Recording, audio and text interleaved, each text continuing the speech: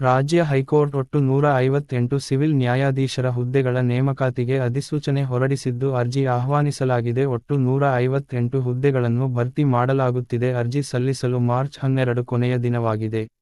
ವಿದ್ಯಾರ್ಹತೆ ಮತ್ತು ವಯೋಮಿತಿ: ಕಾನೂನು ಪದವಿ ಪಡೆದಿರಬೇಕು.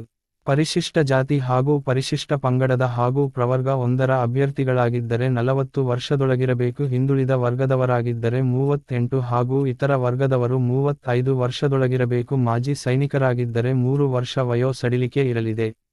ಸೇವಾನಿರತ ಪರಿಶಿಷ್ಟ ಅಭ್ಯರ್ಥಿಗಳಿಗೆ ಗರಿಷ್ಠ ವಯೋಮಿತಿಯನ್ನು 43, ಉಳಿದವರಿಗೆ 40 ವರ್ಷಕ್ಕೆ ನಿಗದಿ ಮಾಡಲಾಗಿದೆ.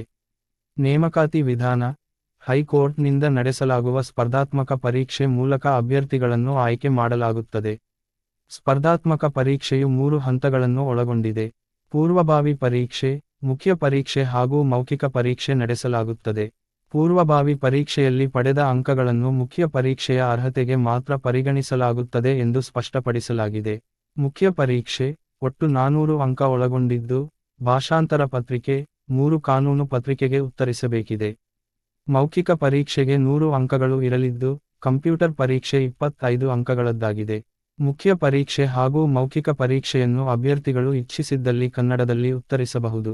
ಅರ್ಹತಾ ಅಂಕಗಳು: ಪೂರ್ವಭಾವಿ ಪರೀಕ್ಷೆಯಲ್ಲಿ ಉತ್ತೀರ್ಣರಾಗಲು ಪರಿಶಿಷ್ಟರು, ಅಂಗವಿಕಲರು 50 ಹಾಗೂ ಇತರರು 60 ಅಂಕಗಳನ್ನು ಪಡೆಯಬೇಕು.